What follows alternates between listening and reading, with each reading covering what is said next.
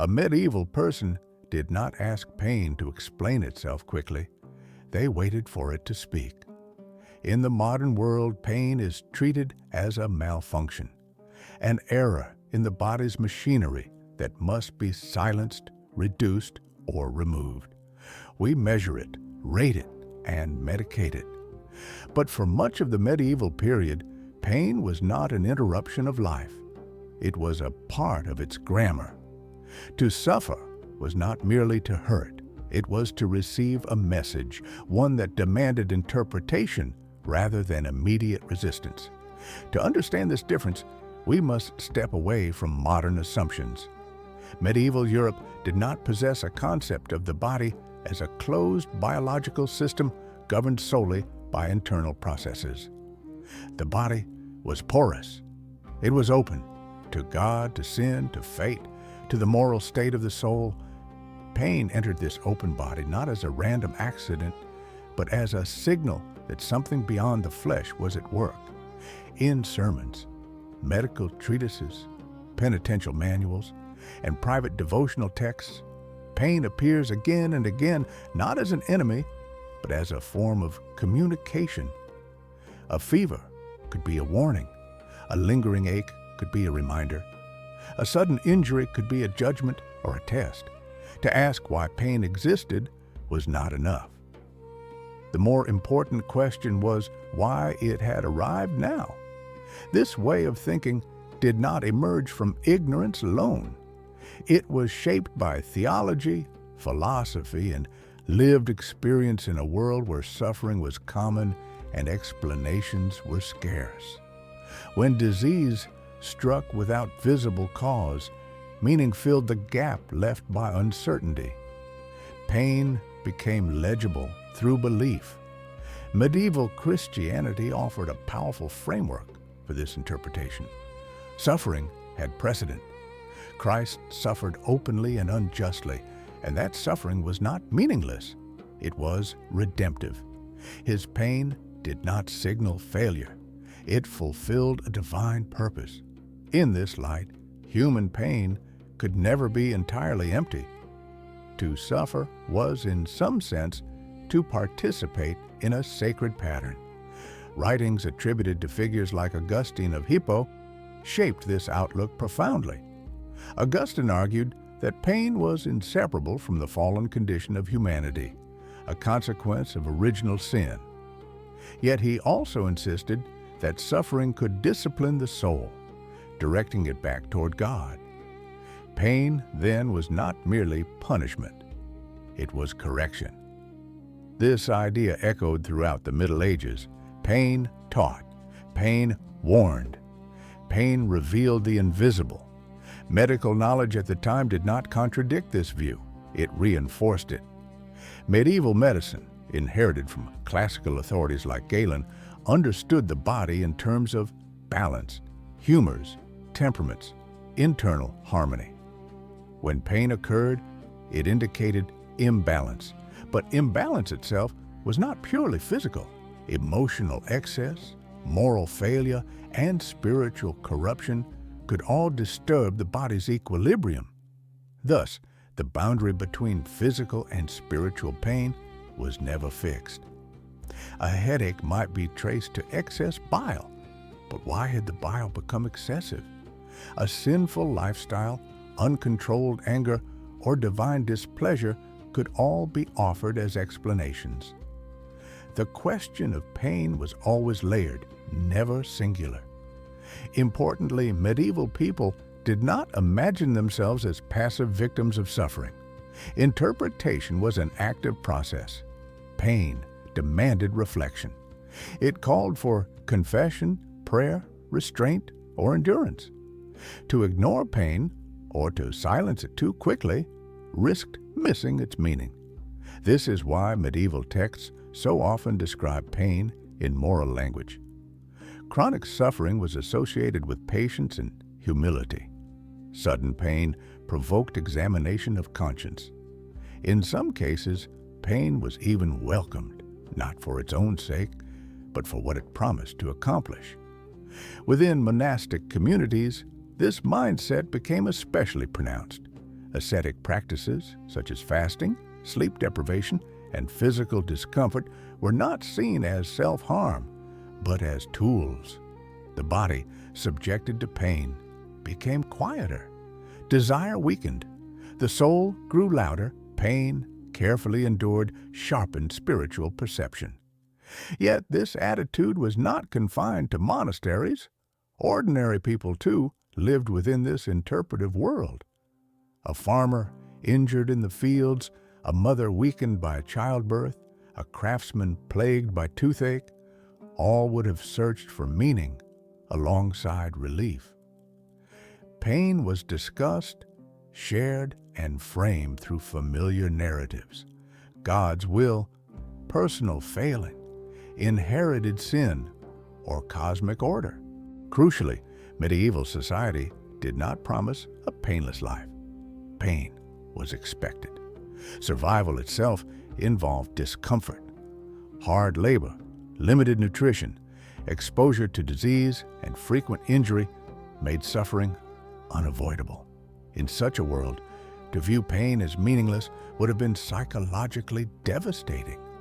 Meaning transformed endurance into purpose. This does not mean medieval people enjoyed pain or sought it indiscriminately. Remedies existed, and medical care was pursued when possible. Herbs were prepared, blood was let, charms were worn, prayers were spoken, but relief did not erase interpretation.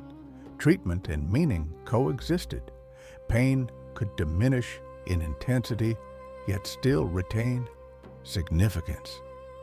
The language used to describe pain in medieval sources reflects this duality. Pain is rarely isolated. It is accompanied by adjectives that suggest weight, burden, trial, or visitation. Pain comes. Pain rests upon the body. Pain returns. It behaves less like a symptom and more like a presence. This presence carried authority. Pain interrupted daily life in ways that demanded attention. It slowed movement, altered routine, and forced stillness. In a culture attuned to signs and symbols, such interruption was rarely dismissed as coincidence. The medieval world was one in which meaning was never far from the surface. Natural events carried moral implications. Illness mirrored disorder. The state of the body reflected the state of the soul. Pain, therefore, was not noise. It was language. To modern eyes, this framework may seem oppressive or fatalistic, but within its own context, it offered coherence. It allowed individuals to locate their suffering within a larger story, one that extended beyond the limits of the body and the brevity of life. Pain was not asked to leave immediately, it was asked to explain itself. And that expectation, that pain, must mean something, shaped every experience of suffering in the medieval world. Before cures, before diagnoses, before anesthesia, there was interpretation. Pain arrived not as a problem to be solved, but as a message to be understood. This belief did not eliminate suffering, but it transformed it. In the medieval imagination, a painless life was not necessarily a blessing. It could be a sign of spiritual neglect, of a soul untested and unrefined. Pain, by contrast, was proof of engagement between body and soul, human and divine. Only later would pain become something to silence at all costs. In the medieval world, pain was still speaking, and people were listening. Pain did not arrive in the medieval world as an abstract idea. It entered through the body, quietly and repeatedly, in the ordinary moments of daily life. A dull toothache that refused to fade, a fever that returned each night, a limp that never healed correctly, a cough that spread from house to house until entire streets fell silent. These were not rare disruptions, they were constant companions. And because they were constant, they demanded explanation. Medieval people did not experience pain in isolation. pain was discussed, interpreted, and woven into shared moral understanding. The body hurt, but the meaning of that hurt was never private. Pain belonged to the individual, yet it spoke in a language the community understood. Consider something as common and as feared as tooth pain. Medieval dentistry was rudimentary and relief was uncertain. Toothaches could last for months, even years. In sermons and popular belief, persistent dental pain was often associated with unconfessed sin, especially sins of speech, lies, blasphemy, gossip, or cruelty spoken aloud. The mouth, which produced sinful words, now produced pain. The logic was not anatomical, it was symbolic. To suffer pain in the mouth was to be reminded that words mattered. Medical explanations existed, of course. Physicians spoke of cold humors, decay, or internal imbalance. But these explanations did not replace moral interpretation. They sat beside it. A tooth might hurt because of corruption in the flesh, but corruption itself carried moral weight. Why had decay been allowed to take hold? Why here and why now? Illness followed similar patterns of interpretation. Fevers, rashes, sudden weakness, and wasting diseases were understood as signs that the body's harmony had been disturbed. Yet the cause of that disturbance was rarely assumed to be purely physical. Emotional excess, spiritual negligence, or divine warning were all considered plausible origins. A fever that struck suddenly could be read as a correction. A recurrent illness might indicate a lesson not yet learned. Healing, therefore, required more than treatment. It required reflection. This is why prayer accompanied medicine so closely. People did not see this as contradiction. Prayer addressed the meaning of pain. Remedies addressed its manifestation. One without the other was incomplete. Medieval medical texts often encouraged moderation of food, drink, sex, and emotion. Excess was dangerous. Overindulgence inflamed the humors, weakened the body, and invited illness. Pain then became evidence of imbalance caused by human failure to live correctly. This view extended naturally to physical injury and disability. A broken limb, a lost eye, or a permanent limp was not automatically interpreted as misfortune. In many cases, it was understood as fate or as a burden assigned for reasons beyond human sight. To bear such injury patiently was considered a moral achievement. Endurance mattered more than recovery. A person who lived with lasting pain and remained humble was admired. Their suffering was visible proof of moral strength. Complaining excessively, by contrast, risked being seen as spiritual weakness. Pain tested character as much as flesh. In some medieval writings, bodily impairment was even framed as protection. An injured person was less likely to fall into pride or temptation. Pain restrained desire. Disability slowed ambition. What modern audiences might view as tragic limitation could be interpreted as spiritual safeguarding. Nowhere was this interpretive framework more intense than during times of widespread disease. When epidemics swept through towns and villages, the question was never simply, what is causing this? It was, why has this been sent? Collective suffering demanded collective explanation.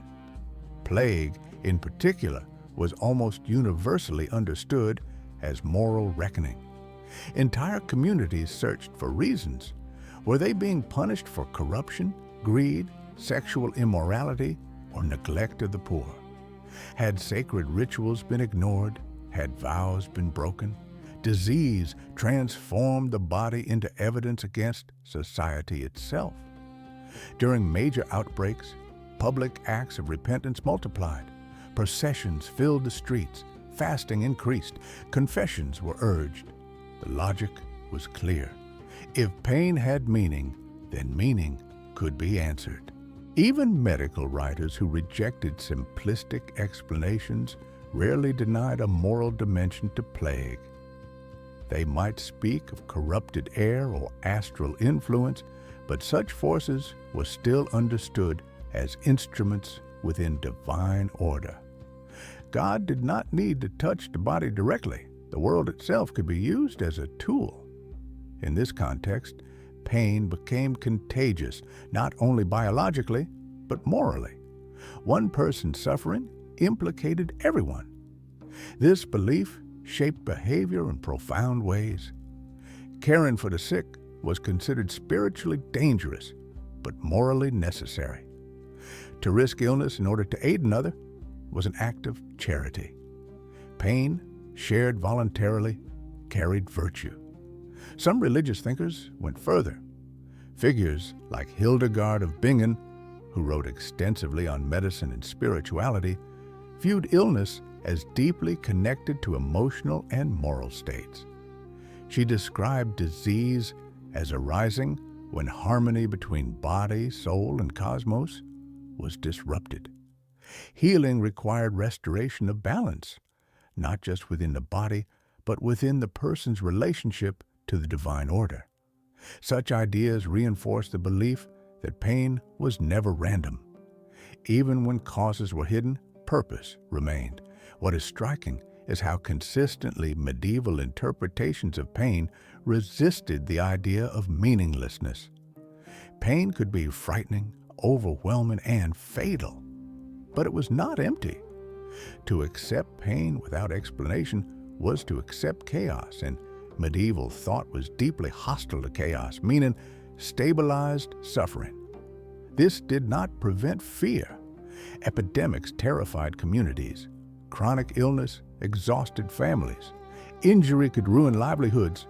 Pain was not romanticized, but it was contextualized.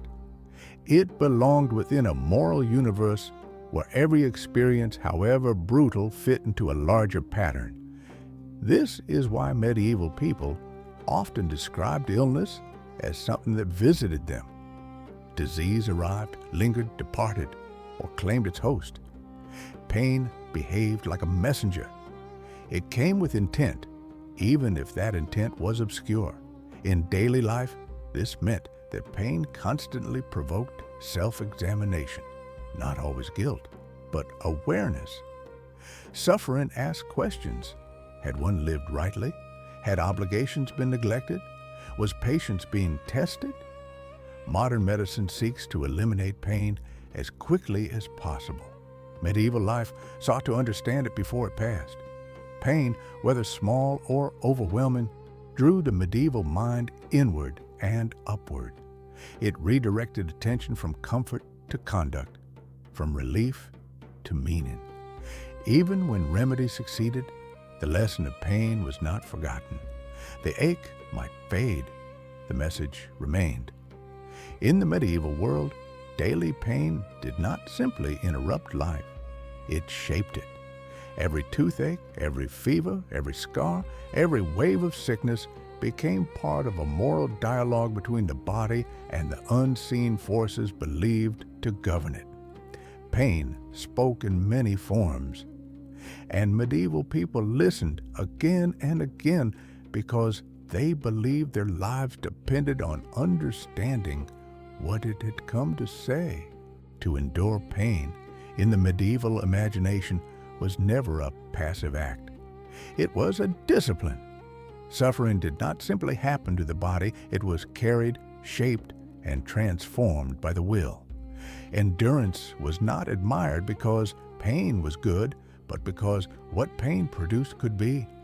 To remain steady under suffering was to demonstrate inner order in a world defined by instability. This belief reached its clearest expression in medieval ideas of virtue. Pain tested the soul in ways comfort never could. Prosperity might reveal nothing about character, but suffering stripped a person down to essentials. When the body weakened, what remained was the self, and that self was judged by how it responded. Patience, humility, obedience, and faith were not abstract ideals. They were lived responses to discomfort, illness, hunger, and fear. To endure pain without bitterness was considered evidence of spiritual maturity. To endure it without despair was considered evidence of grace. This framework shaped how holiness itself was understood. Saints were not remembered for painless lives. They were remembered for suffering that was borne deliberately, consciously, and without rebellion. Pain, when accepted rather than resisted, became a mark of distinction. In hagiographies, the lives of saints, suffering is rarely minimized. It is detailed, prolonged, and public. The purpose was not to shock, but to instruct. Readers were meant to see pain not as failure, but as refinement. The saint's body suffered because the soul was being shaped. This idea was reinforced by medieval theology. Thinkers like Thomas Aquinas argued that suffering, while not good in itself, could be used for good within divine order. Pain humbled the proud, disciplined desire and redirected attention away from earthly pleasure toward eternal concerns. In this sense, endurance was not resignation, it was alignment. To endure pain well was to accept one's place within a larger structure, one governed by meaning rather than randomness. This did not mean medieval people sought suffering indiscriminately. Voluntary asceticism existed, but it was regulated. Uncontrolled self-harm was condemned. The ideal was not destruction of the body, but mastery over reaction. Pain was a tool, not a goal. Endurance, therefore, was never silent. It was active, attentive, and purposeful. Contrast this with the modern relationship to pain. Today, pain is treated as an emergency, something to be eliminated as quickly as possible. Its presence signals a problem to be solved, not a condition to be examined. We ask, what medication will stop it? What procedure will remove it? What technology will silence it? Pain has become intolerable precisely because it has been stripped of meaning. This shift did not occur because modern people feel pain more intensely. It occurred because pain no longer speaks a language we recognize. In the modern world, pain has been reduced to data. It is measured, scaled, quantified. A number from 1 to 10 replaces narrative. The question is not, what does this mean? But how fast can it be stopped? Interpretation has been replaced by intervention. From a medieval perspective, this would appear profoundly strange. To silence pain without listening to it first would risk missing its purpose entirely. Pain was never trusted to be accidental. To eliminate it without reflection was to assume that the body existed independently of the soul and that suffering carried no message beyond malfunction. Such an assumption would have been unthinkable in the medieval world. This is not to say medieval people understood pain more accurately in medical terms. They did not, but they understood it differently. Pain was not isolated from life. It was woven into moral identity, spiritual discipline, and communal responsibility. Modern medicine has achieved extraordinary success by treating pain as a problem to be solved, but in doing so, it has also changed the emotional texture of suffering. Pain without meaning becomes unbearable. Pain with meaning, however heavy, can be endured. This may explain why medieval people often described endurance as a form of strength unavailable to the comfortable. Comfort dulled perception. Pain sharpened it. To suffer was to become attentive to one's actions, one's limits, and one's dependence on forces beyond control. In this sense, endurance was not stoicism. It was participation. Participation in suffering connected the individual to Christ, to the saints, and to the shared human condition. Pain dissolved isolation. Everyone suffered. What mattered was how suffering was carried. This belief gave medieval people a framework for facing inevitable hardship. They did not expect life to be painless. They expected it to be difficult, and they prepared accordingly. Meaning was their defense. Today, discomfort often feels like failure. Pain suggests something has gone wrong, not simply something that is. We resist it instinctively, often anxiously. But the medieval mind approached pain with suspicion rather than panic. Pain was not trusted, but it was respected. This difference becomes most visible at the end of life. In medieval Europe, dying was rarely quick or hidden. Death unfolded slowly, often painfully, and almost always in public. The dying person was expected to endure consciously, to reflect, to reconcile, and to prepare. Pain at the end of life was not merely tolerated, it was considered part of the final moral task. The body weakened so the soul could be strengthened. Modern culture tends to shield itself from this process. Pain at death is something to be minimized, avoided, or hidden away. While this has spared many unnecessary suffering, it has also removed one of the last spaces where pain once carried collective meaning. The medieval world believed that pain clarified what mattered. When the body could no longer distract, essentials emerged. Relationships, faith, regret, forgiveness, all came into focus. Pain narrowed attention until nothing extraneous remained. This narrowing was not cruelty, it was concentration. In this light, medieval endurance appears less alien and more disciplined than modern avoidance. They did not deny pain. They faced it directly, believing that what it revealed was worth knowing. Pain was not sacred because it hurt. It was sacred because it changed those who endured it. This does not mean the medieval worldview should be romanticized. Much suffering went untreated. Many died in agony that modern medicine could have prevented. But to dismiss medieval interpretations of pain as mere superstition is to miss their psychological coherence. They built a world in which suffering had a place. In the end, the medieval approach to pain offers not a medical lesson, but a philosophical one. Pain becomes unbearable when it is meaningless. Endurance becomes possible when pain is understood as part of a story larger than the body itself. The medieval world listened to pain because it believed pain was speaking.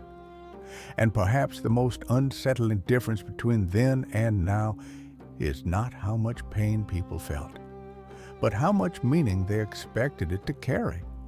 In the medieval imagination, a painless life was not the highest good. A meaningful one was. Pain was not the enemy. Meaninglessness was. And so they endured, not because they had no choice, but because endurance itself was a form of understanding. Pain arrived. They listened. And in listening, they believed they became something more than merely bodies that hurt.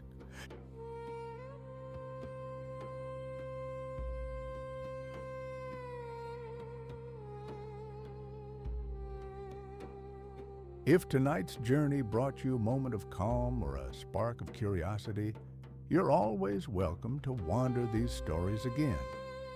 There will be more tales waiting here, quiet histories, forgotten paths, and gentle echoes from the past. Whenever your evening calls for a peaceful escape, you know where to find me. Rest well, traveler.